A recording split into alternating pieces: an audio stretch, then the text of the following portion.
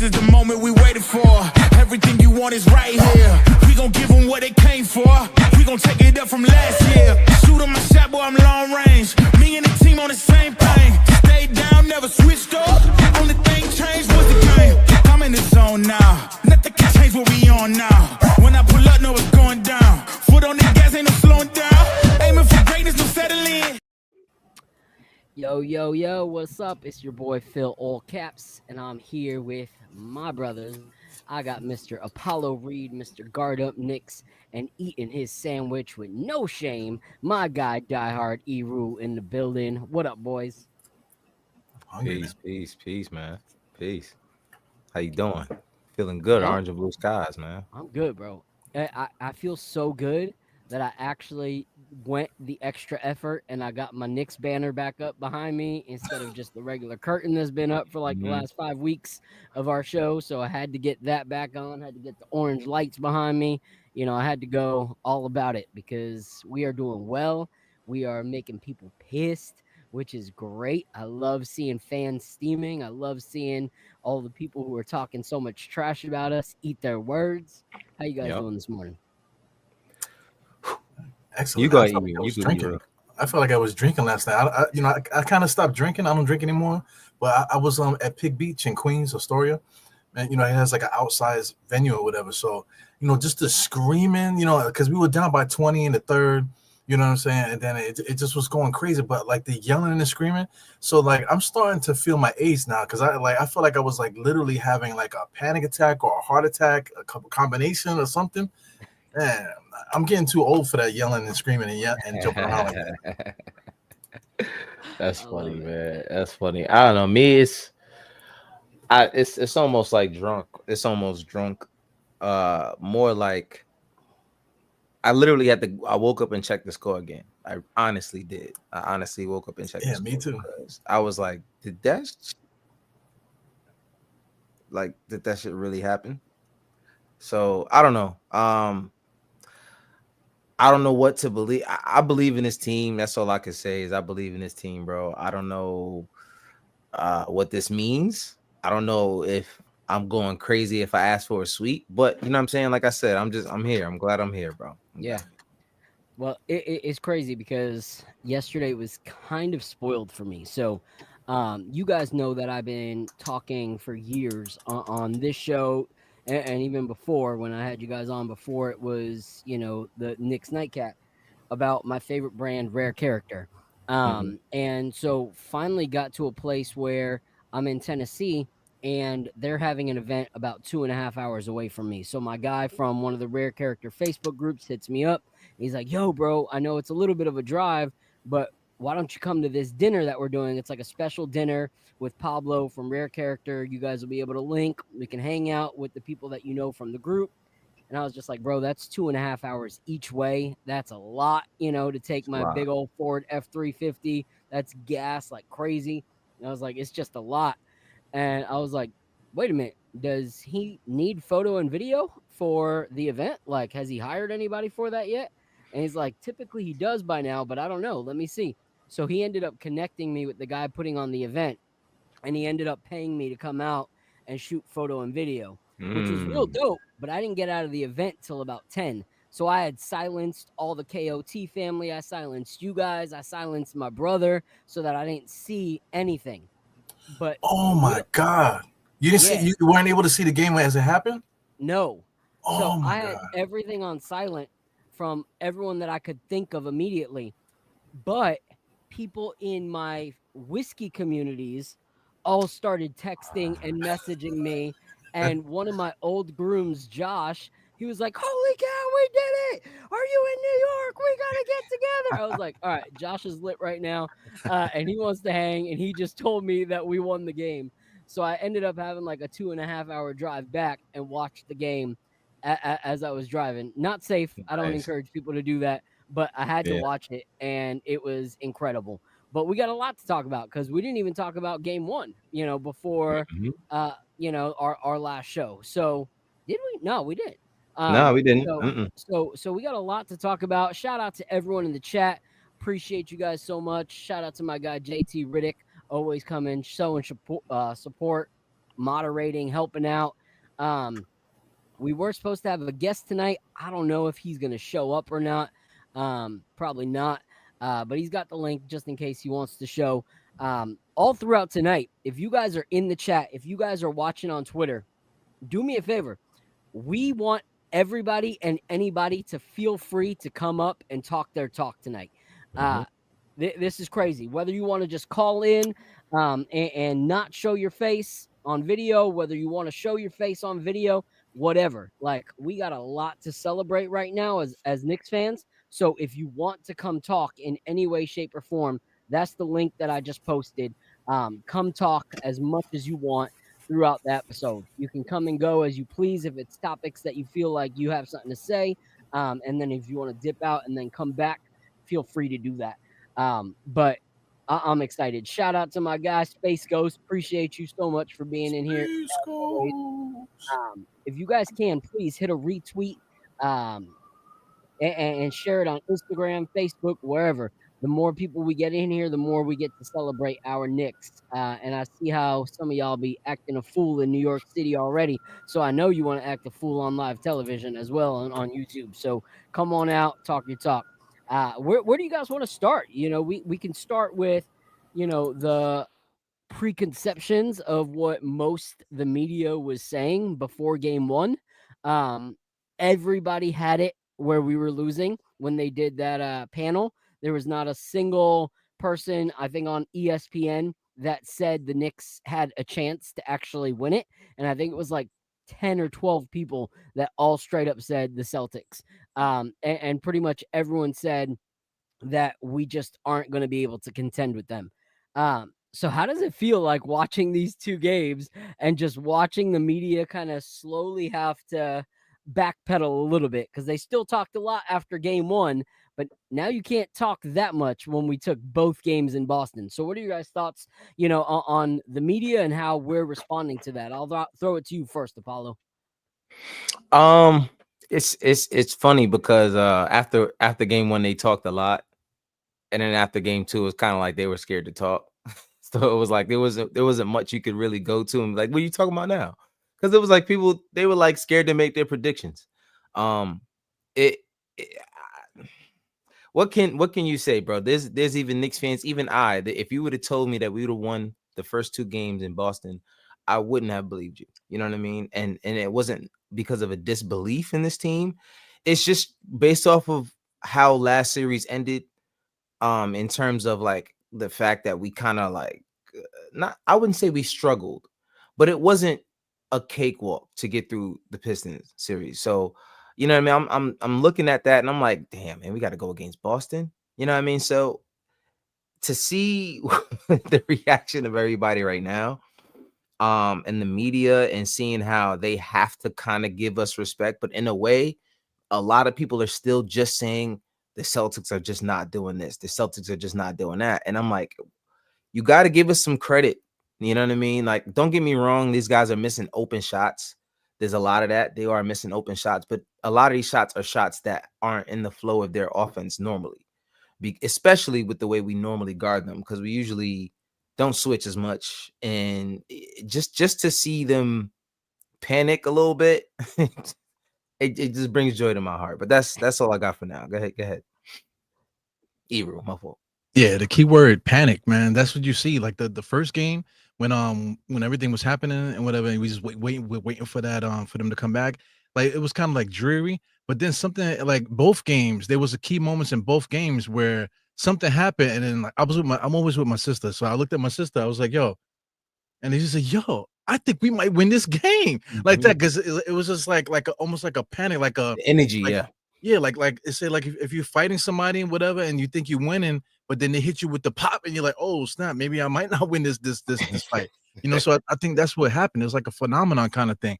But I gotta say these guys' names by name, man. Freaking Eddie House, Brian Scalabrine, Malika Andrews, whatever her name is, Colin Cowherd. Colin, There are others, but those four, Malika had the laugh track, wah wah wah. She was laughing like whoever was talking, I forgot who it was, she was laughing over them, cackling, so it was just like ridiculous. And Colin Cowherd had like a 3 to 4 minute rant where he was blah, blah, blah, blah, blah, blah, blah, blah, you know, about all the excuses and Just everything, talking, and how the yeah. Knicks fans have, you know, enjoy the win because you're not gonna win another game. He was going crazy. You know, Scalabrini also, and Eddie House is always anti-Nick, you know, because he's like a Boston guy, I guess, you know. Yeah, of But course. you know, all of that, man. And then just I was waiting for something today. Colin Cowherd didn't even talk about what he Didn't said. talk about it. Yep. He didn't talk about like nobody backtracked, nobody said anything. It was like they didn't say anything. And I just think that that's not fair, man. You know, that's not fair. They're coming from national media and stuff like that, that they don't check themselves and nobody calls them out. All this stuff is green room stuff. But meanwhile, if I make a take, especially like stuff I say about Mitchell Robinson, it turns into like a freaking riot on these in the chat. It turns into a riot in the conversation. You know, like it backtracks the conversation, messes up the conversation. You know what I'm saying? But these guys get to say whatever they want, and they make enough money with this, you know, to support their families, and it's not right to me. Yeah. You know, so thank God that we have our little platforms that we can call these guys out by name, man. Yeah. So, you know, it was crazy because he was talking a lot, talking about how we didn't win game one. You know, the Celtics, you know, gave up game one. You know, and I was talking to my boys about it because my little man's 7. He's really getting into the Knicks right now. You know, and he's like, "Yo, we did it." And so I was explaining to him, you know, it's frustrating because you look at that Pacer Cleveland game, you know, and they're just like, oh my goodness, Halliburton led them to an upset, a victory, this, that, whatever. They took game one in Cleveland and all this stuff, you know, like straight up. Did I cut out? Now you here. Okay. Straight up just talking about how the Pacers stole game one from Cleveland in Cleveland. But then when it's the Knicks, it's, oh, Boston lost game one. They gave up game one. They gave it to the Knicks, you know? And so all the people that were talking about how we were given game one and how we won't win another after last night, none of them had anything to say. None of them had anything to say about, you know, them claiming that that would be the one and only that we get from Boston, how that we would still lose in 5, you know? So to me, it's comical. To me, it's hilarious to see because we actually are proving a lot of people wrong. And I'll be honest, we're proving me wrong. You know, like the way that we played in that Detroit series, I was just like, yo, if it's this close against Detroit, I don't know how we're going to beat Boston. Like, I don't know how that's even a possibility, especially how good Boston played in the Orlando series. So I was just like, dang, I don't really see it happening, you know, and if we do, it's going to be in 7. I feel like it's going to go down to the wire if we pull it off. I think we can, but it's going to be in 7. But like Apollo's saying, I'm not trying to be like jumping out the window because I do feel like Boston's shooting pretty poorly compared to what they did in the season. But I still think we can pull this off. I really do. But I'm pretty happy because right now we got my guy. Y'all might know him as Lefty. Some of y'all might know him as Robert. Some of y'all might know him as Papa. But I couldn't call Chris Wallace Papa back in the 90s, so I just could never call him Papa Left. I can't call a grown man Papa. Just doesn't work. But, you know, either way, great takes. Y'all might know him from his toxic days. Y'all might know him from his analyst days now where he's just killing it with a little bit of toxicity sprinkled in when he can. So I'm going to bring up my guy, Robert Lefty. What up, Leftowicz? Yo, peace. What's everybody doing? Good, What's man. going How are on, you? man? Yo, I'm just like, I'm happy, man. I'm navigating real life. I'm navigating this like euphoric run of Knicks games. Probably the best back-to-back Knicks games I've ever experienced in my life. I would have to say. Would you guys agree? Maybe just like back-to-back? Like, have you ever seen 2 games in a row where the Knicks delivered an outcome like that? Nah. No. Didn't they already break a record by the first game when they came back from 20? So to do it twice in a row is kind of crazy. It does. I mean, I'm 34. So in '99, I was like eight years old. So it does. I remember the onslaught of high pressure games and how each game had its own, you know, narrative and the legendary moments that you remember. The '99 shot with Houston, and then the 4-point play as well, and just being on a miracle run. But I also know in sports, you know, one of the things that I thought was interesting about these last two nights, which, like, I agree with you, Iru, about like the media and how they like truly dropped the ball, because like take the Knicks out of the equation. This is an incredible story. Mhm. Yeah. It's an Mhm. incredible story. I say take the Knicks out of the equation, but the Knicks being a team that hasn't won a finals in 50 some odd years, any other team that's been on a drought like that, they you know, people would get behind it. Yeah. Mhm. Yep. And I think that, you know, what's funny is like it's the same thing I felt about Shador Sanders. It's like they'll hate on him first, and then when it's time to make money off him, everybody will love him. Yep. You know, Absolutely. I feel like that's what's going to happen with the Knicks. You know, it's just like if they take care of business against Boston, and at this point, it's business, man. They proved they can beat them twice. Now it's go take care of business. Yep. Don't lose 4 out of 5. You know, don't even get into that spot. You know, the margins still look like the margins. It's going to be a battle. In my mind, I do still think that the Knicks are due to really beat down on a team and hit a bunch of shots. Like, we're not beholden to another team like just always playing well, and we, you know, we also play bad. We haven't Yeah. played a good game all playoffs. Yeah. Nope. We just happen to show up when the game matters most. So I just think, you know, the Knicks handled their business against Boston, and then, you know, whatever series comes next, I think once that reality sets in, and if it's confirmed, I think you'll start to see the media kind of, you know, start to look at this the right way. Yeah. But that, I mean, that's just poetic. I mean, that's just what it's like being independent and being organic and authentic, and you're, you know, you're struggling to fight that, you know, mainstream kind of like acceptance, but you still want to be recognized for your work properly. And that's what the Knicks are going through right now. But at the end of the day, I replied to somebody on Twitter, and they were commenting, like saying how like ESPN is still kind of like, not ESPN, but when I say ESPN, I mean like all of them. All You know media. what I mean? They're all kind of like doubting it, and I'm like, and I said, you know what? The universe is working the right way. They were never supposed to respect us. Yeah. You know what I mean? They were never supposed to respect us. We are the black sheep of the NBA, in a sense that there are major teams that have been around since our existence that have a pedigree.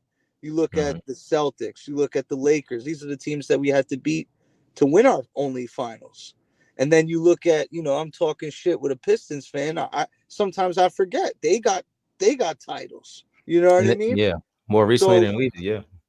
it's like when you look around the league and you see how hungry and how starved that this fan base really is for the championship, I think that, you know, we are the true black sheep in terms of fan bases. The NBA is a very special product where it's like there's 5 people on the court for each team, so each face is very visible.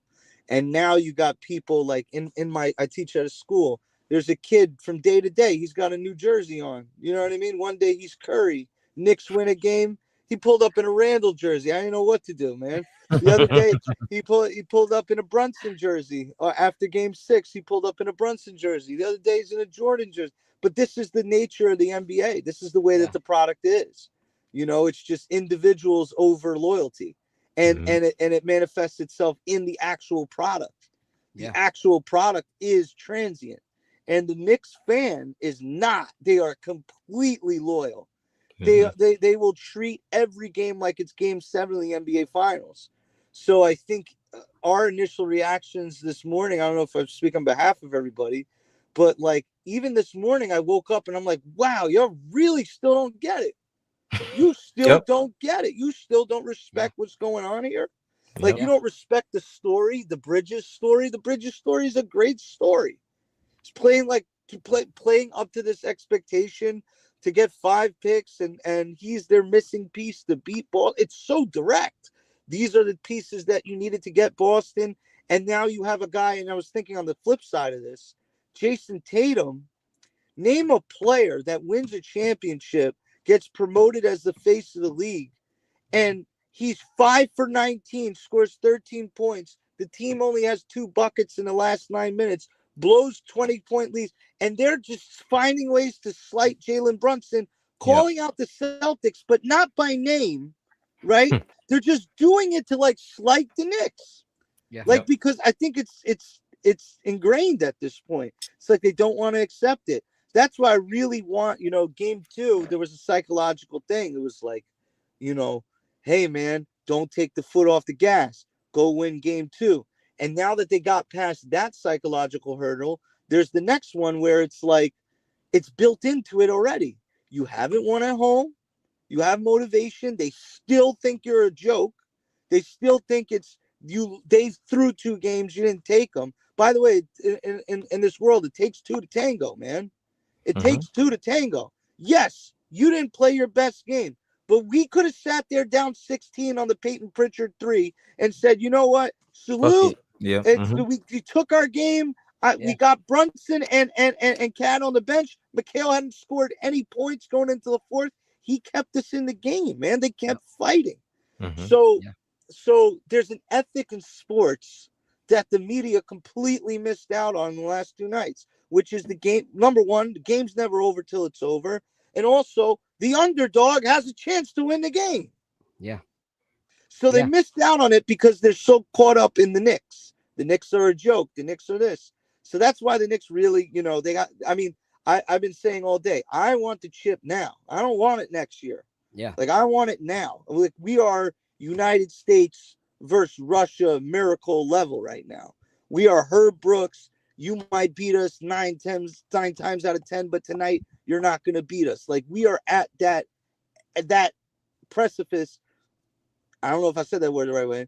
We are at that position, man, because once we beat Boston, there's no excuse, bro. Yeah. Right. Yeah. Took out the defending champs. Now go on your run, Yeah. So, you know what's crazy? A few things from what you were saying.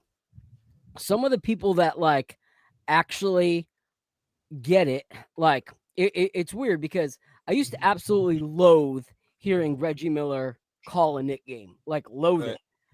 But these past 2 games, the amount of like praise he has given to like Jalen Brunson and stuff like that. And I'm just like, okay, these analysts who most of them have never played an NBA game in their life. Like, you look at guys like Windhorse and you're like, come on, really? You have all this to say, yet someone who hated the Knicks for his whole career is talking he's about a Knicks how fan now. freaking legit Jalen Brunson is and how clutch McHale has been, how OG has been so locked down, and you still don't get it. Yes, I understand we didn't play well during the season against them, but you got to see what it is right now. And even though we're having bad games, you can't neglect that we're playing bad just because Boston's having games. There's still one team that's rising to the occasion in the 4th quarter, and that's us. So there's got to be some praise there. Yeah, it's again, it's all built on narrative, and you could talk about a basketball game and talk about narrative, but don't miss the narrative of the game. You know what I mean? Talk about, tell the story. A narrative is nothing but telling a story. So tell the story about the game. Now, Reggie Miller can't help it. When a dude's making a nice defensive play, he understands. These guys played on the same arena. They played in the same league. They understand the playoffs. Like, even Shaq and Chuck. There was a clip going around where people were saying, like, yo, I usually can't stand TNT, but they got a point where Shaq was saying, if you look at the Knicks, it's almost like a must-win game 3. Now, I don't necessarily agree with that, but to a certain fan's pressure, they may understand what he's saying. Like, when you have a team on the ropes and you're at home, go take care of that situation right there. But I do think, like, look, the Knicks in that run and in these 4th quarters, you got OG Anunoby diving on the floor. You got Bridges blocking shots, throwing the ball away. You got Mitchell Robinson diving on the floor. Robinson diving, guarding. Mitchell Robinson, the last 2 nights, a lot of it has been made about Bridges, but Mitchell Robinson with 28 seconds on the clock, 4-second shot clock separation. Tatum had the ball, and this is, by the way, You wouldn't know this because, I mean, unless you watch the game religiously and you remember every little play, but like the NBA has reported, Mitchell Robinson's guarded Jason Tatum twice and beat him twice. It's been Mitchell Robinson caught up on him at the end of these games on the perimeter. So, you know, I think, look, the Celtics right now are in their own head because they can't hit the three. And the ethic of the game calls for you to do one thing, and that's to go down and get to the free throw line. And when you're not making any shots, it's a known thing. Go down, draw a foul, work for a layup, see if you could draw a foul, and see the ball go through the hoop. And then you start, you know, expanding. It's just like when you practice shooting. When you get to the gym, you don't just pull up to the gym and start shooting threes. You go underneath the rim, you practice your form, you back up, you shoot a little, you shoot some, then you get in some layups and you do a couple things. Then you go in shooting your perimeter shots. Boston has completely went against that. They're just, I'm going to shoot at the numbers suggest that I should shoot these threes, and I'm going to shoot these threes, and if I get the rebound, I'm passing it out. It's a lot of that, and it saw it manifest itself when they knew the ethic of the game. They knew they had to play the game the right way, and not the analytic way, the way really the game was designed to play, the spirit of the game. When they had to go get a bucket, Jaylen Brown couldn't score on Jalen Brunson. Yeah, that was crazy. He couldn't score. These guys, they couldn't finish because they are not playing into that contact for 48 minutes. They're going around on a screening game. And this is where the NBA really lost its validation. The way they reacted to that 15-60, wherever it was, it blew up right in their face because they're still 25%. They're still 25%. At some point, that's just good effort. Those are not good looks. 100 shots. If you are not making them, I don't care what you did in the regular season. You know what it's like as a Yankee fan? It's like, hey, you may have been able to hit home runs in the regular season, but can you manufacture some runs? Can you actually push across a runner? And right now, Boston's playing like, hey, man, this is our identity. We hit home runs. Eventually, we're going to hit some home runs, you know? And that doesn't win you games in the playoffs. Yeah. You know what's crazy? You're talking about narrative, and like from when I was a child, like I'm 40 now. So start watching movies when I'm like 7, sports movies. Every sport movie you look at, from like Rocky Balboa to the Mighty Ducks to Sandlot, everything is the story that you want to highlight is the team that didn't look like they can do it and how they've overcome, and let's focus on how they overcame. And so to me, it's funny that the media does not want to highlight the story that has been proven as far as movies, as far as television. Phil, they have a lot invested. They have a lot invested in Boston, bro. Celtics City, you know, Celtics Lakers. I really think that there were certain things behind the scenes that happened with that Luka trade with LeBron and trying to maximize the most they could out of LeBron in his later stages of his career. I'm not a big, I don't know the answers to how that trade got pushed through, but I don't understand how that was a bargain for Los Angeles. But the Celtics, they you know, the story is about even Windhorst was talking about, you know, the breaking down of the Celtics and the way that, you know, they have answers to figure out in their, you know, how they're going to keep all their players with the financial situation the way it is. And the story is now about how that team's going to blow apart and not about who's breaking them up. Right. So again, it'll happen. It happens all the time. When something starts out, first people hate on it, right? And then they imitate it. You know what I mean? Then they try to do it. And I think you know, the Knicks have a chance to do something in one year of sports that will be remembered forever. The Knicks in one ring, not to sound like Lord of the Rings, but one ring will rule them all, bro. Like this ring that the Knicks will get, I'm telling you, bro, it'll be the most monumental thing that's happened in the NBA in a very, very long time. because this fan base is going to show what it means to live and die. This fan base is going to show what it means to really enjoy. I saw a clip of my guy Doug. He does Doug does the recaps. This motherfucker was crying last night. Yep. I was watching that too. Yep. He was crying last night. It was real, bro. I was And it's close like- last night, man. What's his name? Billy was he was tearing up too. He cut the video as soon as he He was started shedding tearing shock. up. Yeah. I've seen that shit. So, like, even me, like, while I'm calling the game, I'm like, you know, you could feel watching the game. There's like this level of spiritual, like osmosis. I don't know, like celestial, wireless. Like we are connected. Like we understand the moment. And like I think the fact that we took both of those games, we understood what opportunity now is presented before us. So, you know, if they don't catch on to it, I really don't care. I just think it's bad on them. I think the NBA has really done itself a disservice many times when they really have to shape up and get the product going. Like the NBA, this is why even as the most quote unquote toxic fan, I will never freak out on this team, this year's team in the regular season, because this year's team is a perennial playoff team. They've set their footing. They've been in the third seed forever. So if the Knicks lose to the Hornets and the Spurs on a back-to-back in the middle of March, I'm not freaking out, bro. This is not what I'm here for. I wasn't even, to be honest, after they beat the Pistons, I was relieved, but like I was ready to go for this series. This is what this whole organization has been planning for the last 5 years. Yeah. So, you know, winning this series would be a tremendous leap for them.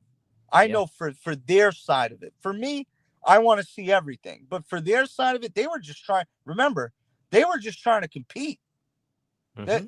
That was the mandate. That's what Begley said. There was rumors about Tibbs in the front office, and people don't realize, like, people have this concept, like, if Tibbs gets fired, or like they'll bring him to the front office, like, bro, this is the brain trust. If one goes, they're probably all going.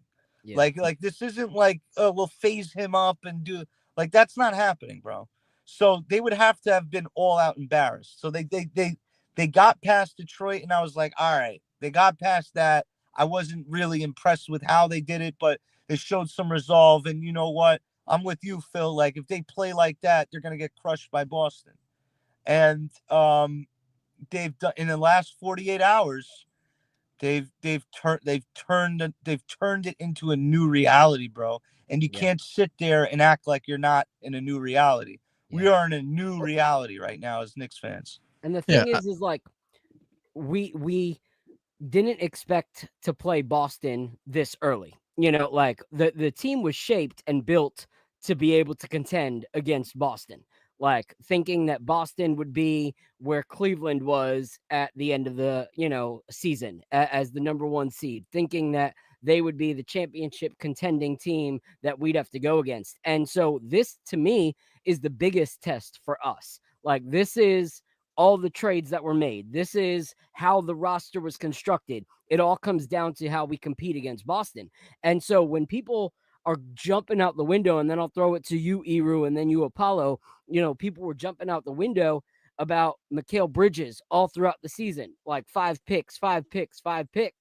Well, these last 3 games, fourth quarters, a lot of those don't become victories without Mikal clutch defensive plays. And last night, without his clutch defensive, but also clutch offensive plays. Like, this, to me, is where we really find out, like, are these guys worth what we gave up for them? Like, even with Cat last night, like that first game, scary, like getting in foul trouble early, like, what are we going to do about points if we're struggling point wise? Last night, he learned from it. He was a lot better with that, was clutch on the rebounds, was clutch offensively, not just chucking it up from 3, actually backing everybody down. Because if you think about what we talked about during the season, he was getting bullied by Drew Holiday during the season when he was trying to back him down. Drew Holiday was knocking it out of his hand every time he was trying to bully ball him in the paint. But we didn't see that last night. So for me, these are the moments that actually say who this New York Knicks team is. And these last 2 games, even with some bumps along the road, they're proving something. So what are your thoughts, Eru, on like how we've looked against Boston, and what does this really say about who we are?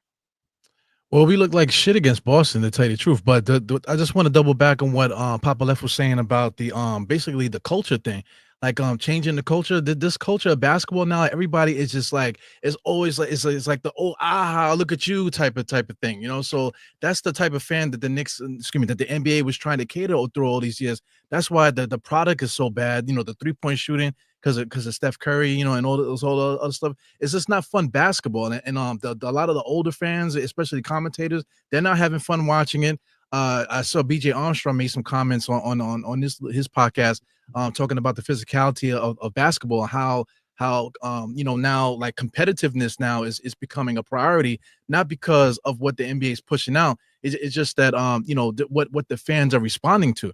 You know, like, and what the players themselves are responding to. Like, now we have good teams. You got OKC, got quite a few teams in the NBA now that are actual teams. There's not just this bullshit 3-point stuff that's been happening. So I just think like the Knicks are a big part of that big culture shift that's been happening with the NBA. And I just think that you know, just back what Papa Left was saying earlier about the, you know, the whole narrative thing. You know, just what the NBA is doing. You know, it's just that the Knicks are changing that, you know, and then you know, there should have been multiple stories to build that up, because that's what we was raised on. You know, we was raised on all these NBA stories with Bob Costas and stuff. You know, and they had the music in the background, all kind of stuff, and all these beautiful videos just painting the picture of the stories that's happening out there. I just think the NBA missed the not the NBA, there's just the coverage that has not caught up to what's actually happening out there.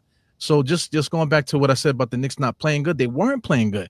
But the thing with the Knicks is that we're showing that it's not about the because that's what Jaylen Brown kept trying to do in the beginning. He was scoring a lot, and then it became type of thing. But the Knicks never gave up. Third quarter came, it looks like the Celtics took the foot off the gas or whatever, or they might have been tired themselves. And it just the grit of the Knicks, the team play, and everything that we were doing, you know, it just changed the whole thing in the game. And I just think that was a story within itself, you know. And then, like, you know, like Papa said, let's say we're at the dawn of a new age right now. And if the Knicks win the championship, like he said, this is going to change everything, and that's going to be great for us fans, you know.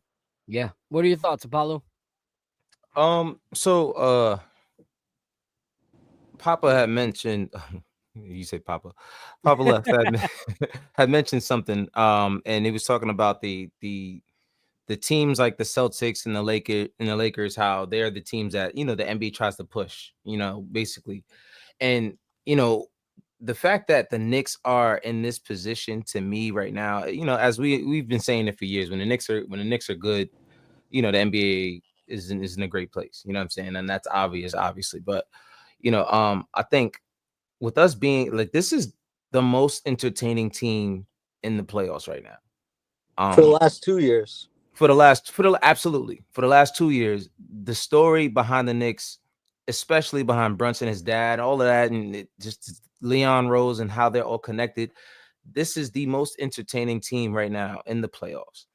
In the league, you know what I mean? Because if we're being honest, everyone's had their eyes on what the Knicks were doing since they made the trade for Cat. You know what I mean? So I think that this team, especially with the Pistons series, that Pistons series, I don't think people understood. Like, you know, we mentioned it earlier, Phil, how we were kind of like, I don't know what to think about this upcoming series, because we kind of like dragged our feet through that Detroit series.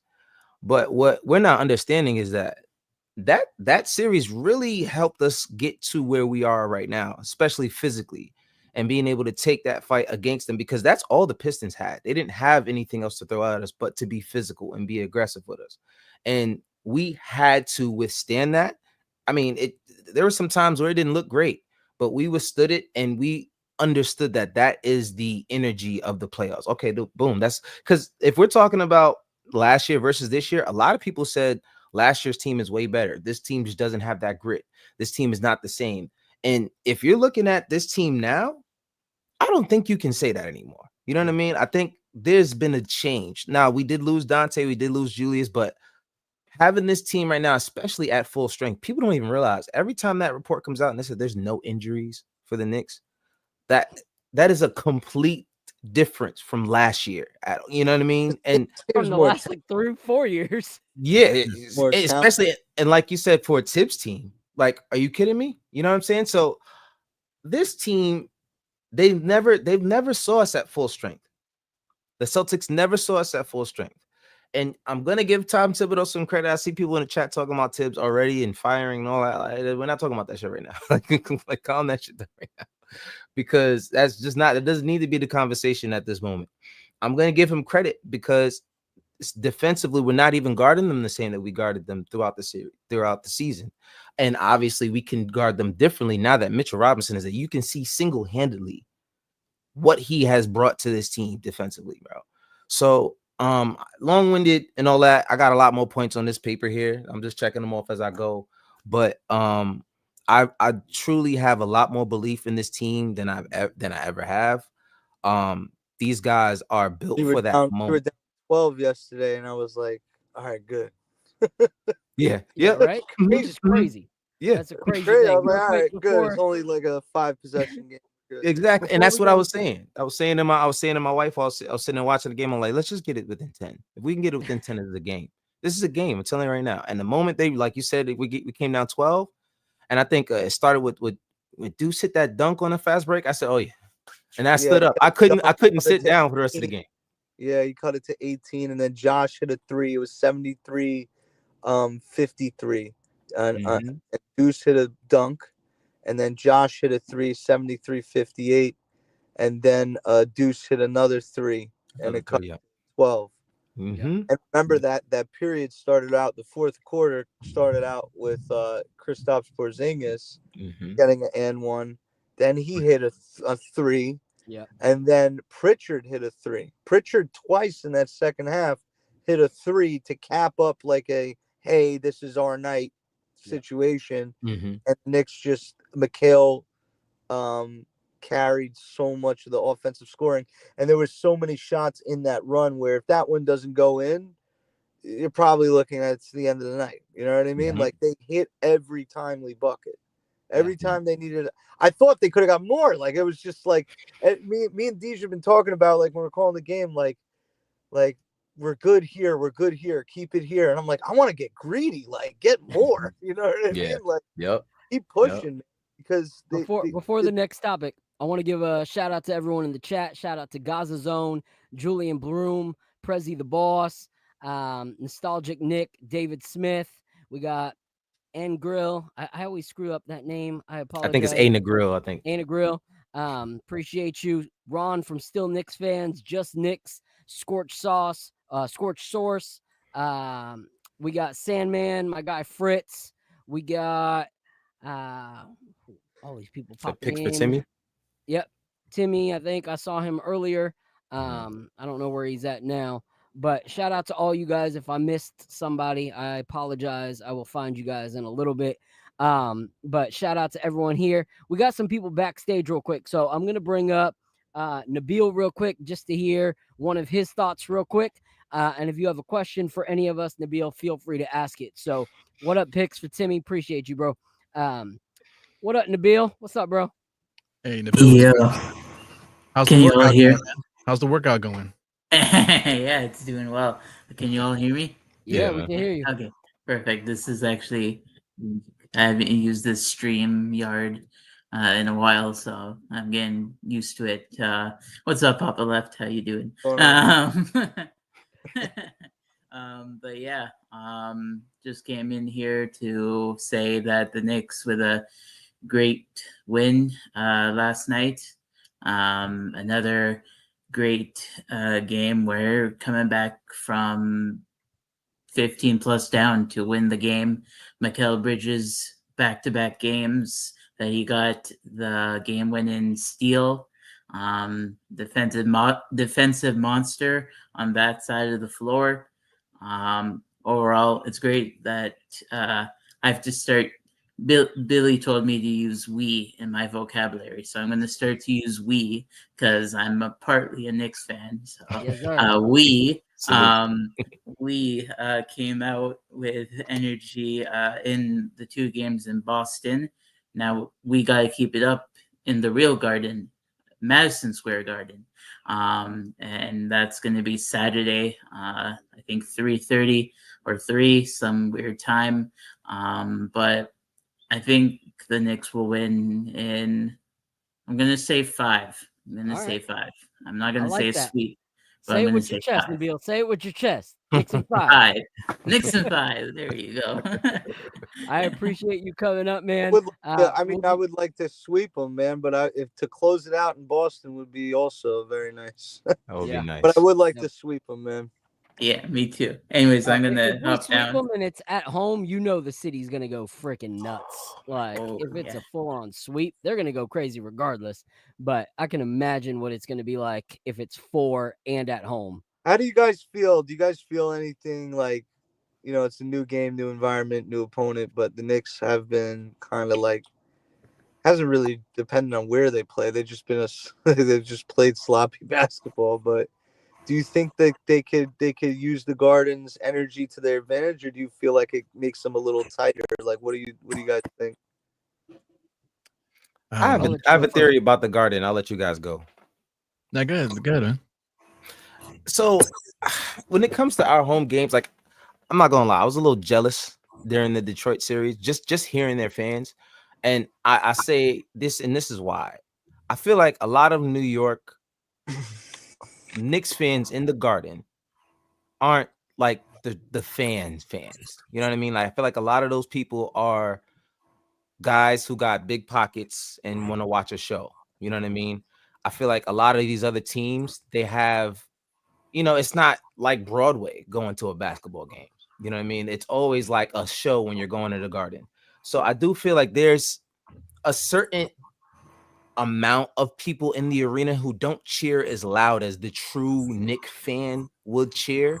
So I do feel like sometimes we experience moments where it's not as rocking as it should be, which is weird because we're in like Charlotte, because I live in Charlotte.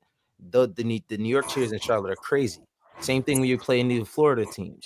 So it's kind of like, why is it that we get a lot more of that support elsewhere? But even in the Garden, it's like a lot of these people are just tourists in a way, or they just here to watch a show. But I do the hot ticket, meaning like, hey, you want to go do this? The Right. opportunity is like very like pressurized into that. Mhm. You know, Exactly. I agree. I mean, at the end of the day, in the Garden's a production in itself, and I think there, people who do pay for that ticket at some level are indebted to engage with the game and behave appropriately, like to the moment. Yeah. You're not going to just show up to that game and not know what's going on. Mhm. There are people that are, that have a lot of money, but they're very obsessed with the Knicks. Mhm. But I do agree with you that there are people that would probably go otherwise if it wasn't $700, $800. I mean, you're talking, that's a big Right. number, you know what I mean? Yeah. For most people, I think 400 would be like a realistic cutoff. So for me, like, I went to game 1 against the Hawks because that was a moment in time. Like, the Knicks hadn't been in the playoffs in forever. And I wanted to be at and it was also right out of COVID, and I wanted to be there. I wanted to say I was in the building for the first playoff game the Knicks had in the past 7 years. And that was a very, very, very loud environment. And those were all Knicks fans. And I spent like $350 to sit up top in like a deep section, not in the 400, but I was in a deep section in 200 somewhere. So I think that there's that's involved with it. I also think like there's like this feeling of when they go on the road, they band together. Yeah. It's less noise, it's less distraction, it's more about basketball. I do think when Knicks play at home, there's other things that interact with the game that have nothing to do with the actual game. But I do think with the disappointing losses, I think the leadership in that locker room understand, like, let's defend home court. I think Yeah. making sure that's an ethic that has a result at the end of it. If there's 10 real fans and 19,000, whatever you want to call it, like people who gentrify, whatever you want to call it. Like if there's people that are just jumping into the game, that who cares? Like defend home court. Like this is your gym. You know what I mean? So I at the end of the day, I do think the crowd's gonna be on fire, bro. I do think the crowd's gonna be on fire. The Knicks just gotta, bring the energy and feed off that energy. It's a difficult energy to capture when you're playing in anxiety. When you play into the crowd and you get on the floor, the Garden crowd respects small things like that. You don't necessarily have to make a home run play to get the crowd behind you and get that environment to be difficult. So Thanks. Yo, Yeah, Porto, I gotta dip, man. But I'll stick around for one more segment. I'm sorry about that. No, you're good, bro. You got to get home to wifey. I understand it. Yeah. You're good. I Yep. appreciate you coming out. To answer your question, the only thing I'll say is, even if the Garden's a production, it's a well done production. It is well. And it's a well done production, and whether or not it's real fans or not, we know, because we're all just like, dang, we got mouths to feed. We have a wife that needs, like food this week. I can't go to that game. Like, we know we're watching it on TV, but when the Knicks are playing, it doesn't matter if it's a real fan or a fake fan. The noise is there. The atmosphere is there.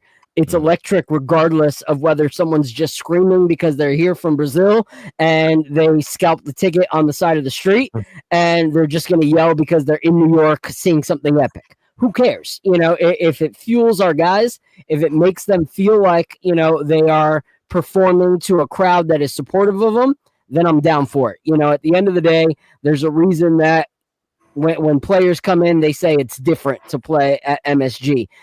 So I hope for Boston, I hope it's different in a way that puts the pressure on them. They know that they've dropped the ball twice at home. I hope they feel the pressure of MSG, because if we go up 3-0, like it's one of those things where it's just like our guys are going to be so pumped and Boston's going to be so defeated that it's just going to be a wrap. So I'm all for it. Shout out to Melo, man. I remember when he hit a turnaround shot on Brandon Bass in Game 3.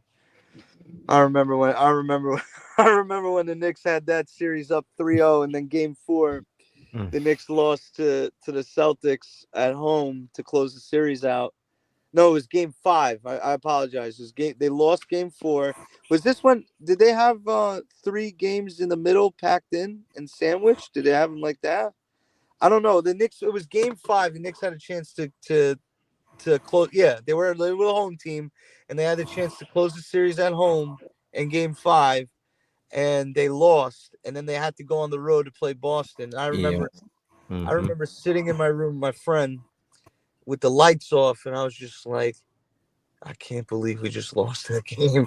Like, I can't believe we have to go to Boston now. So, style points are fun. I want to blow them out.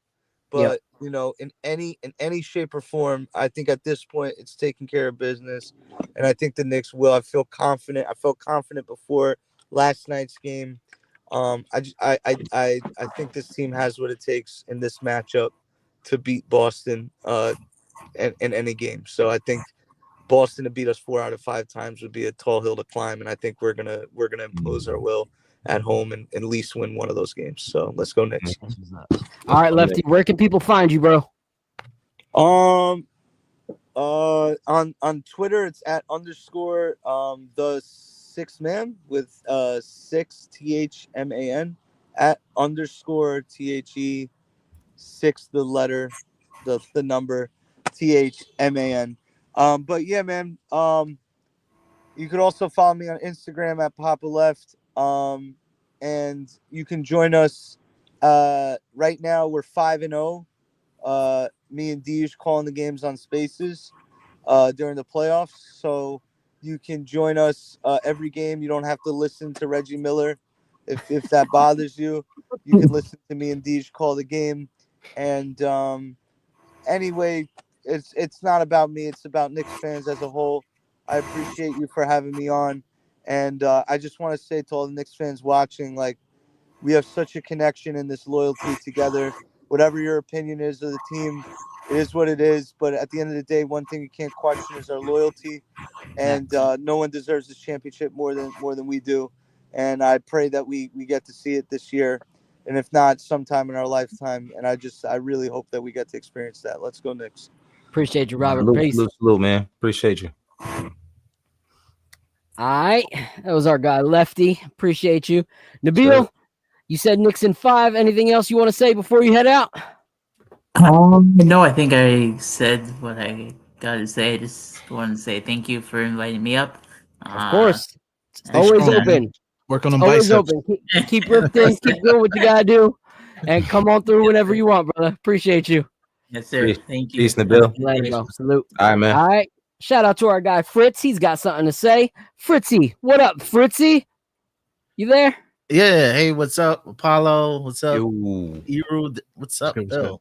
What good, up, bro? bro. What up? No, I'm just, I'm happy. You know, when we had that season preview, I said Knicks in 6, which shocked some people, because I did say Boston is a better team than us, and one thing I've learned in history in the NBA is the better team doesn't always win.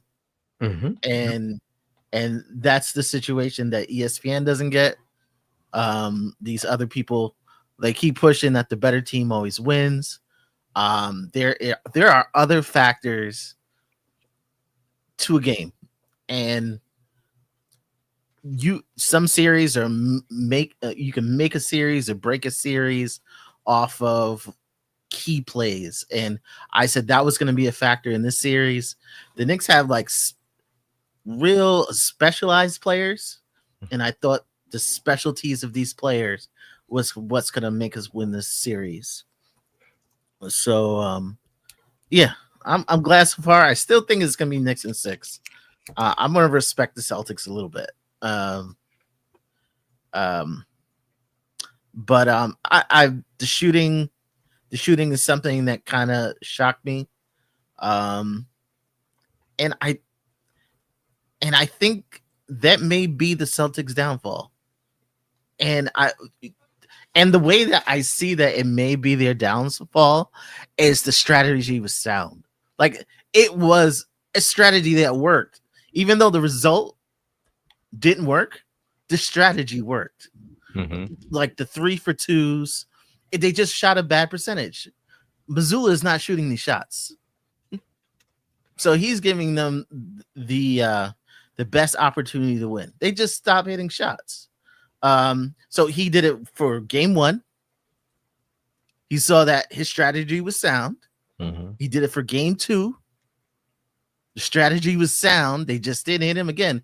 Now the question is, when it comes to game 3, do you do it again or do you try something different? And if you try something different, it's something different they haven't been doing all season. Yeah. So that could, yeah. So it could be now it's uncomfortable. Now I got to think when I'm out there. Mhm. You know what I mean? So it's kind of like one of those weird things that actually changing the strategy could actually be bad. And I think they're going to change the strategy because I don't think Mazzulla can look. Mazzulla, not only is he a smart person, he knows he's a smart person. And I don't think he can go through 3 times and be wrong. So I think he's going to switch it up in game 3. You know, Tatum, he mentioned that that they've been playing this way all year and that they're not going to change now. They're going to stick to the thing or whatever. And like you said, that they just want to stick to their guns. They don't want to change. They want to play a certain way. So I just think that that's the key right there. I think that's what's been helping us win, because they just think that they could just go on autopilot and just start doing what they normally do. Oh, we're just going to start shooting threes and get these Knicks out of here. But then when the Knicks fight back and they don't have a counter to that, now it puts them on the ropes, and then that's why we lost these games, because I feel like the Knicks had them shell shocked because they were running their offense, they were getting all the good shots and stuff like that, but just the anxiety of it all, just the fight of the Knicks were just not stopping. They had no answer for that. They had no counter for that. For them, they don't have that counter, and if they're thinking about changing what they've been doing on like from the championship games and even during the season and stuff like that, then we got them. And I agree with you with the Knicks in 6, as I have in Knicks in 6 too. But I had no idea we was gonna win both games in Boston. I thought we was gonna split it. Me either. Yeah, but winning 2 games in Boston, that changes everything a little bit. Yeah, and I don't think this the Knicks on paper have and the ESPN will not acknowledge it, but the Knicks on paper are a great offensive team. It just never clicked. It still isn't clicking. But when it comes down the stretch, you have players who can do certain things really well, and down the stretch, you can count on Mikal Bridges when he wants to. When certain people are out of the game, he's gonna hit that midi, and that he. A lot of these runs have started with some of our best players on the bench, and and once it starts, you get in their head, and then once you get in their head, and you put stress on players, bad things happen. And I think they saw it the first game, and then when they saw it the second game, I think they panicked. They panicked again. So once you add stress to players, things will not go according to plan. Like I said, some of the best teams in history have lost. Like one of the best teams in history in the NBA I saw was 95 Orlando Magic. Nobody could tell me that they weren't going to win that championship. The most dominant beast in Shaq at the time, prime Shaq when he was in shape, even for LA. You had Penny, who was pretty much what Halliburton wants to be. And then you had a dead-eye shooter. And then you had good bench pieces. And one stressful moment in the first game just cascaded from game 1, which cascaded into game 2. And then cascaded to game 3. And they got swept. Yeah. And it's just like, how did they lose? And that's what I think with the NBA. Like, you have these special moments, especially the deeper you go in the playoffs, is things happen, and it's how you react to them, and the stress of these situations to really just break a team. Yeah. All right. Before we start going through, I want to go through player by player, what we've seen, what we hope to see. I want to give a shout out to this right here. This is a whiskey brand called King's Family Distilling. We are here in Pigeon Forge, Tennessee right now. And so they actually had our family come out to their distillery. They're pretty cool. So, some places distill their own and everything is created there. Some get their stuff from somebody else, like MGP in Indiana, and then they bottle it, they finish it, and everything like that. This is one of those. They get everything shipped from Indiana, and then they make the changes to get it to the proof that they want, the flavor profiles they want, the finish profiles they want. So it was really cool. They brought us in. They actually sat with us and talked about the whole process. They showed our boys how they do everything, actually let the boys put some of the bottles on the sticker maker so that it could go through the whole thing to see the stickers get put on and get the bottle tops and everything like that. So it was a really cool experience. We were there this afternoon, and they blessed me with a few bottles. So I'm cracking open this bourbon finished in honey. If you know me, I love honey cask finishes when they're done right. Some taste artificial, some are completely on point. This one is on point. Off the bat, straight up, the tasting notes are incredible. On the nose, dark fruit, honey, vanilla, leather, oak, like all the things you kind of want in a bourbon and all the things you want in a honey finish. So it's everything like that. And then on the palate, you get the honey, the oak, that dark fruit is there. Some caramel on it. The spice finish is absolutely incredible. Like this bottle is leather too. You said leather. Yeah, it's got like a leather note. So the way leather smells is that taste, which is absolutely incredible. Like such a good pour. Like Yeah, this is a bottle that I will definitely keep on my shelf over and over again to share with people because it's just done really, really well. So they sent that over. This one right here is one that's made with all white corn, which is pretty awesome. It's a limited release of theirs. And then they gave me, I screwed up. I grabbed the wrong one. I'm going to try to go back tomorrow. If not, I'll keep it because it's still good. This is their twice barreled, but they have a triple barrel, which is a toasted finish, which is the one that I really want. So I'm going to head back tomorrow, hopefully swap that out for that one. If not, I'll just have to order it when the wife's okay with me adding to the whiskey budget. But yeah, King's Family Distilling, check them out. They are really, really incredible, and they're family owned. And so they're really, really fun to work with, real sweet people. They were so hospitable to us. So we will continue to support them. I just posted their link in the chat. If you are a whiskey fan, check them out.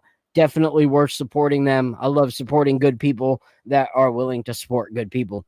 But let's talk about, we don't have to go back to game. Somebody mentioned where do you keep the whiskey? So like, how do you store your whiskey? What's the best way to store whiskey that Yeah. So whiskey, as long as it's in a climate controlled spot, you're good. Wine is supposed to always be stored like this.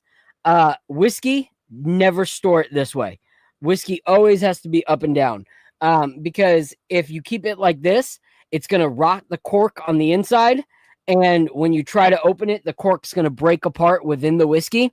And it really changes things. Like when you get nasty cork inside your whiskey, like even if you filter it out, it's never going to be, exactly what you want it to be. So that's how you store it. So as long as it's up and down, it's good. For me, like you guys know, I'm in a trailer, like a 40-foot, 325 square foot toy hauler. So for me, it's anywhere I can find it. So we have on our kitchen bench, the bench is actually hidden storage when you pick it up. So it's a deep hidden bench of storage. So I probably got 35, 40 bottles in that. And then I have where supposed to be all my camera gear. One of the shelves became all whiskey. So so that's pretty much how I store it, is just anywhere that I can fit a bottle right now. So like when they gave me these three, my wife was like, where are you going to put 3 bottles? And I was like, I'll find somewhere. Where there's a will, there's a way. My mom taught me right. Happy Mother's Day. So as long as you have somewhere you could store it, you're good. I think I cut out. I don't know if I did, but I'm back. No, you were still in the whole time. So let's break down, the team, because like you said, we haven't been playing well, these last 2 games. Like in that first game, it was Captain Clutch, but we say Captain Clutch after he missed a few good shots. Mikhail came in with a superstar fourth quarter, but was ghost, like in the first 3 that might have not kept that game that far of a distance throughout the whole game. But I think what I like from what I'm seeing is a lot of times we go, why can't these guys learn from their mistakes? Like, why can't you learn from your mistakes? I feel like we are. I feel like they are learning. Like, I feel like Towns learned how to play aggressively in game 2 without becoming a foul problem, like without having to like always put your hands on people and make it an issue, which helped us because it allowed him to get more rebounds to help us win that game. It allowed him to score more, which helped us to win that game. He was back to the basket a lot. He had one back to the basket where he then did like this straight up Jordan style fadeaway, jumper, which was just nasty, So seeing that stuff makes me go, okay, he learned from that, like Mikhail learning to not allow poor shooting to ruin how you play on the other end of the basketball. Like a lot of times we saw it where it was just like, yo, what's going on, Mikhail? Like he's not doing anything today. But these last 2 games, regardless of how he was shooting, he was still playing tight defense. and then in the fourth was able to do both. So I feel like we're learning from our mistakes from even game 1 to game 2. So if we learn from those mistakes for game 3, I think it's going to be even more of a beauty. So what are your guys' takeaways from these last 2 games? You can be player specific, but those are my 2. The Karl Anthony Towns stepping up, making the changes, and Mikal proving in these last 3 games, stop complaining about picks, because we wouldn't be where we are in the playoffs right now without my effort, without my clutch plays. And shout out to Josh Hart last night too, because when Brunson could not score, where were we getting our buckets? Josh friggin' Hart. So for me, that is key, is us stepping up when other guys aren't doing it. And that's one thing that is huge, is finding the slack to pick up and picking it up. So what are your thoughts, Apollo, on what you've seen so far in these 2 games? I mean, you kind of stole my thunder a little bit to my lightning, but Mikal and Cat, I mean, I've seen it in the chat. Everybody keeps on to talk about it, but the 2 of the things that I had written down was Mikal, how special he was in that fourth quarter. Now, you can go on Twitter and just check my mentions. I, at first, at some point during the game, didn't say anything nice about Mikal, because I was kind of first 3 quarters were. I mean, he was 3 for like 20 for the past 2 games up into that point.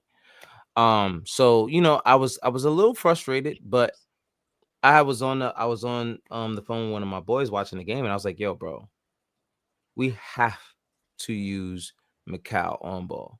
Like, we have to get the ball to Mikal." I don't know why I said it, but I'm like, we have to use Mikal. I said, when we have Brunson just running the ball, like, everybody knows what the play is going to be. If there's no shot, then he'll pass. And after a while, it's kind of easy to prepare for that kind of thing, unless he's just hitting the shots. But if Jalen Brunson's not hitting those shots and he's going to look to pass out of shots that he can't take, everyone's already prepared for it, because we know that everything else is a second option after that. You know what I mean? So I'm just like, listen, why don't we run Jalen Brunson off ball? You know what I mean? Like, why don't we let Mikal just handle the rock, get him acclimated with the flow of the game? Because when you give him the ball and you just want him to shoot, then he looks around and then he passes it, and then we're mad that he didn't shoot it. Because Mikal's the kind of guy, he shoots the ball in the flow of the offense. He's not just going to take a shot unless he's wide open. So just seeing what we did with Mikal and having him get comfortable and more acclimated with the ball and being able to run plays the way he could and finding guys and just, he's a very cerebral player. And I don't think he gets the credit for it because of his shooting numbers. But both games, he was the best player defensively down the line. You know what I mean? And that's what you got him for. That's what the picks are for.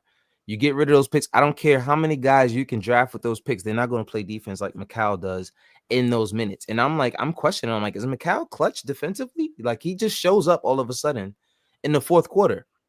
And it's like stuff that he couldn't do all game. He just does it like it's nothing. So, and that's just one. The other thing is Cat, man, he was killing Al Horford.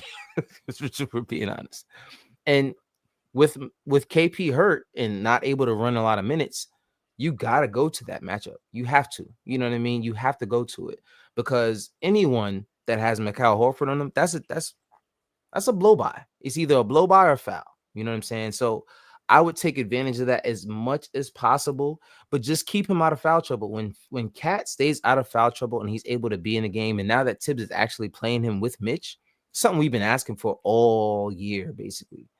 But to see him next to Mitch and them to be able to control the paint, still to be able to grab rebounds, Cat with a lot of putbacks and getting timely rebounds. I think, how many rebounds did he have? 15, 16 rebounds or something like that? 17 rebounds? 17, yeah. 17 rebounds. So, I mean, Mikal and Cat, man, they definitely showed up. OG, of course. But those 2 guys, for sure, are the reason why we are able to take care of business in these last 2 games. All right, Eru, what are your thoughts? Well, I don't think it's like individual players, per se. I just think that the leadership, overall leadership, what's been going on, like in the Detroit series. Mikal Bridges was saying that they should do layup lines after halftime. When he first said that, I thought it was ridiculous. But then just like once it worked, then you hear the guys communicating, and then they always talk about tape after every game. They say, "Oh, we got to review the tape," especially OG. OG always makes a point saying, "Oh, we got to see the tape." So I just think the leadership in the group, I think everybody's kind of like self-made, kind of that they're not like waiting for somebody to kick them in their ass, yell at them. I think everybody's on point with the leadership. As far as experience too, guys, everybody brings experience. I think OG also brought that up, said guys have the experience from where they came from. So these guys are already like set players. They know the game, they know the moments and stuff. And I think I wish I could be a fly on the wall. I think though these conversations they're having, while watching tape, after the games and stuff, I think they're really making good progress. Just trying to prepare for certain moments, because the Knicks are capitalizing on the moments when they present themselves. So I mean, we as fans, we might be aggravated, that the Knicks, they keep leaving the shooter open, Derek White, my God, he was open so much, and he was just wondering, like, why does this guy keep getting open? But just through the end of that, the Knicks are always in communication, where they know what they need to do to fix certain things, and they know not to just the resolve that they have as a team. Like, nobody takes the foot off the gas, and everybody keeps pressing. And I think during that press, it's almost like a controlled press, because these are conversations that they're having behind the scenes and stuff. So I just think, just between the leadership, the tape, the communication with the Knicks, man. Even Tom Thibodeau has been making some really good adjustments in game, substitutions and actual play calling too, which has been pretty impressive in these high pressure moments. You know what I'm saying? So I'm just tipping my hat to that.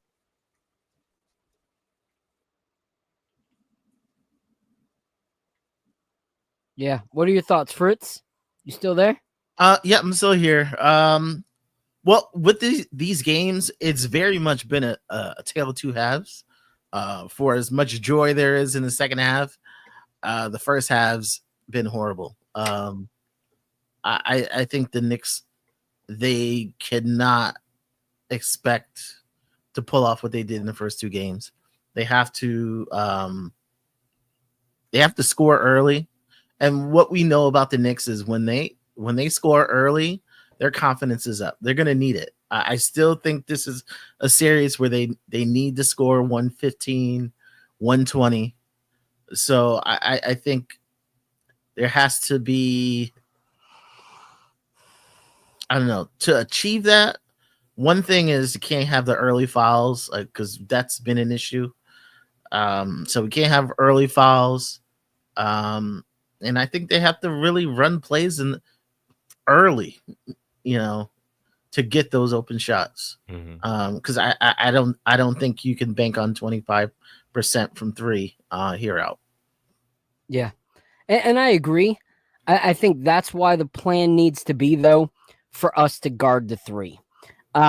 Because if you let them shoot twos, it's fine. But their nature and how they've been for the last two seasons is to result to the three. So even when they were cold last night and they were defended well, they were still chucking up the three. And so that's what you want to do, is you want to put the pressure on them to not give them easy threes, so that they don't start heating up. They don't start making those threes. Defend the three well from the get-go. If you give up an easy two, give up an easy two. They're not going to keep on taking twos. This Boston team is built to want to shoot threes. So play the three very, very hard, guard it, make them miss it, let them get in their head. So for me, you got to keep on playing the three ball as if it's their main thing, even if you start seeing something else, because I feel like they're still going to result to the three ball, because that's just what is in their DNA right now. So real quick, Mick Yak, I see you made a comment on something Eru said. You said layup lines. What does that have to do with winning 2 in Boston? Ridiculous take. No, it's not a ridiculous take, because we're not saying that layup lines is what won the game. What we're saying is leadership is what this team needs. And it can't always come from one guy. It can't always come from Brunson. So when you have other guys that are stepping up and they're saying, hey, we're not on the same page, but if we do something all the same, maybe it'll spark something in us to start working together, to start being on that same page.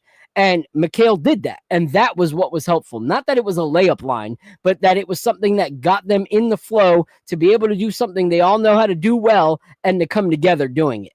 Well, Phil, you don't need to explain nothing to Knicks yet because he doesn't like me. He's banned on my channel. And I'm going to invite him for a hot dog on 33rd and 8th Avenue. There's a hot dog stand right there. I can invite you to a hot dog stand if you would like. You know what I'm saying? We can get some condiments on there if you like to, You know what I'm saying? Just ignore Nick Nack. Whenever he says something relating to me, just know that it's like some trolling shit. So and one thing I want to say about them picks is, here's the thing. I was never worried about the picks. Why? Because first of all, when was the last time we used picks? To actually matter. When was the last time this organization developed and really made a star out of one of their picks? It doesn't happen. We got our pick where we were like, oh, RJ Barrett, we got him at number 3. Woo! All right, we brought in Randall. We don't really buy into our picks. So I wasn't worried about our picks at all, especially over 5 years, because it's just like, do I have to be miserable for another 5 years? No, I don't want to be miserable for another 5 years. So getting Mikhail, he has proven at points throughout the season, but especially over these last 3 games, that who cares about picks in the next 5 years if we have a chance to win right now. If he's going to bring that kind of leadership and that kind of effort when it comes to, our Knicks right now, I don't care about those picks. I'm happy with what we got. Let's continue to build on it. Let's continue to see where this team goes. Hopefully it's the finals, at least ECF. I really believe we got what this takes. Grab a guy like Dante over the summer and let's keep going. Let's do it again next year. But, for me, I think one of the keys is being wise with who we play and how we play it. And I think Tibbs actually did well these last 2 games. There are times where, regardless of what the other team is doing, Tibbs is set in his ways and he keeps it that way. And I think in a series past, we did see that the hack-a-mitch would happen and he would keep him out there. And we would continue to have missed free throw after missed free throw after missed free throw because Mitch was still on the court getting hacked. But you saw he would leave Mitch out there, and as soon as they started doing it, he would bring Towns back in. There was a switch. And so I think that was great job by him to kind of see what was going on there and to get him out when we need him. So I think that was great because I think that Hack-a-Mitch can be a very big issue for us if he's down there, down the stretch when we need to stay in the game. Because Mitch did great, but man, some of those free throws hard to watch. They were bad. One note about it though is I was watching Knicks Film School and Benji Ritholtz had a point regarding the Hack-a-Mitch, and he was like, at the point that they were in the game and they were down, the Knicks already weren't scoring. So when they ran the Hack-a-Mitch, it was like, okay. I'm not going to take them out the game. We're already not scoring. You know what I mean? It was ridiculous. And we weren't even in the penalty. We weren't even in the penalty. Yeah, right. It didn't make any sense. Because we knew they were gonna pull Mitch as soon as they got to the penalty. Mm-hmm. So I'm like, why even? Why are you forcing that? Yeah, that's. I think that's why Tibbs paused. Mm-hmm. I think Tibbs paused. He put OG back. He pulled him back because he was about to check in. Because he's like, oh no, he's gonna actually do it again. So like, oh, go ahead, let him have fun with this. I think he might have been confused about how close he were to that threshold. That's what I think. Yeah, because I watch him with my sister, so I said, oh, she's like, why did they foul? Why do they keep fouling us? I said, oh, because it's Mitch. He can't make free throws. But then we didn't get the ball to shoot free throws. I was like, wait a second. I'm like looking at my phone, how many fouls we got to give? And then he does it again, and we still weren't in the penalty. I'm like, we looking at each other. We're gonna win this game. We're gonna win this game. You're putting yourself in foul trouble. Like, what are you doing? Like, they were panicking. It seems like. Yeah, it's crazy. So, all right, guys. I know we all gotta wrap up in about 8 minutes. So, if anyone wants to come talk their talk, they can. in these last 8 minutes. But what are your guys' thoughts for Saturday? What's the keys to the game? Okay, Eru. Well, we were talking about fan stuff before, but the Knicks don't really play well at home. I think that's because the opponents, they also feed off our crowd too. The energy of the mystique of the Garden and stuff. But I just think, like for game 3, that the fans, I think, are the key. They have to be so ignorant, in that building to where like the Celtics can't even hear themselves think. We have to shake the Garden, to really rattle them. And then the Knicks have to do their part, and they have to they have to feed us with good play to keep that crowd aggressive. And I think through that, through that energy, Papa Left brought up, he brought up a bunch of points. He's long-winded, bro. Yeah, he is.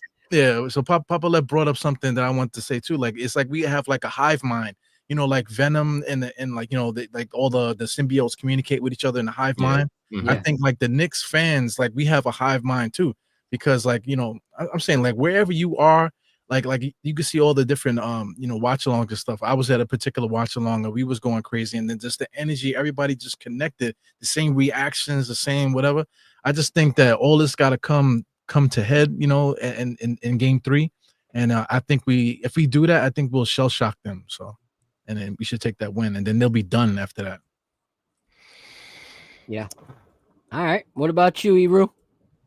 I mean, Again. Apollo. I think Apollo. I think it comes down to staying aggressive and playing through bad calls. I think that our second quarter, we always go through a little thing where it's just like they start making terrible calls, and we kind of allow them to dictate the flow of the game. And I'm not even talking about the Celtics. I'm talking about the refs. The refs, and then we start complaining. We start looking at the refs, and the moment we said, "Fuck it," they're gonna call it regardless. They're gonna call it against us regardless. Let's just play through it. And it's like they hit a switch where they're doing exactly what they did in Detroit, where they realize like, oh, okay, we got to play through this shit. Like there's no reason for us to sit here and complain about contact, and like this is the playoffs. You know what I mean? So I think once they allow themselves to settle into the game and play their style of basketball, if you can come back from down 22 games in a row, you did something right. I think you bottle that up as much as you can. You can continue to play the defense and switching the way you have. But I just think just stay aggressive, play through bad calls. Cat had a few moments in, I think maybe both games, where he just had some brain lapses. We can't allow that to happen, because if they didn't continue to shoot bad, those lapses would have cost us the game. So he just gotta, guys gotta be a little bit more focused. The turnovers that we were getting at a certain point were just ridiculous. But also a lot of those calls are just dumb, just stupid calls that I knew at some point that I was literally saying it to my guy. I'm like, we're gonna see the disparity in the free throws and the fouls called. It'll tilt back our way at some point, which it eventually did. But the only way we made it there is if we continue to just play through contact and stay aggressive. So I think that's our key. Hopefully you guys can watch more film and figure out what you can do better, because they know they can play better. They absolutely know that they can play better, which is scary, that you're winning games when you're down 20 and you're not playing good.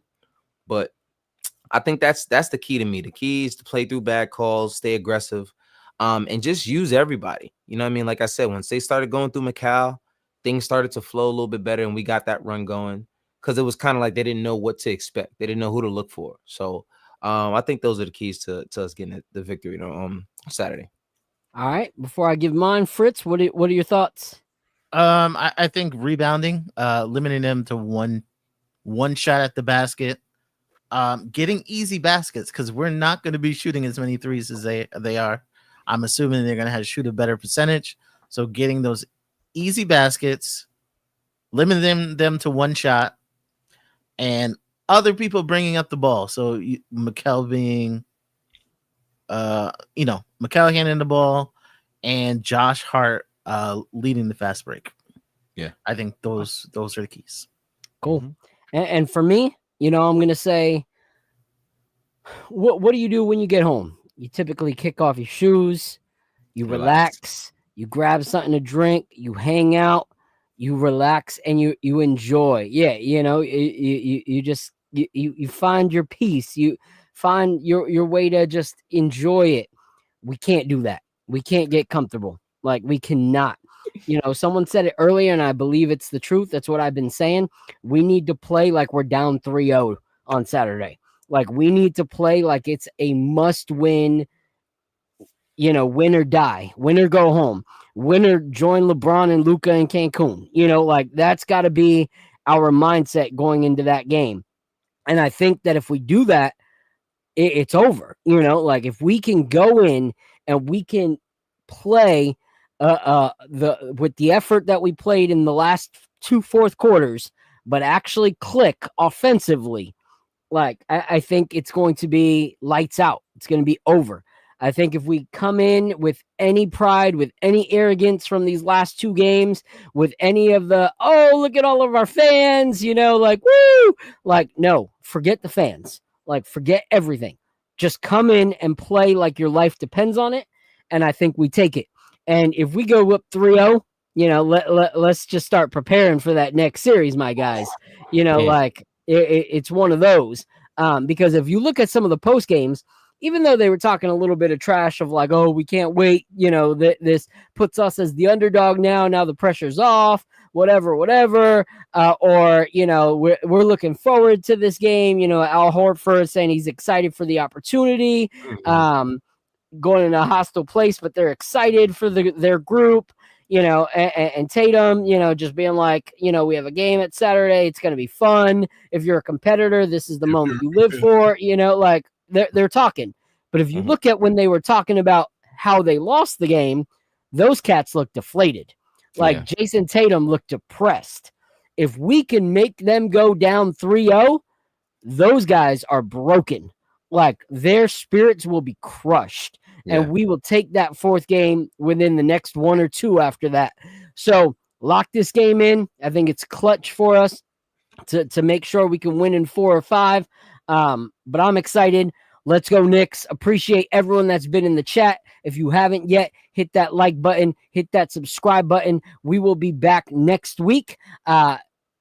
Subscribe to the KOT channel. Follow us all on Twitter. Fritz, we appreciate you, my guy.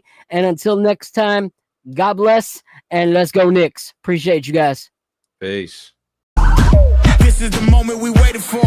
Everything you want is right here. We gon' give them what they came for. We gon' take it up from last year. Shoot on my shot, boy, I'm long range. Me and the team on the same thing. Stay down, never switched up.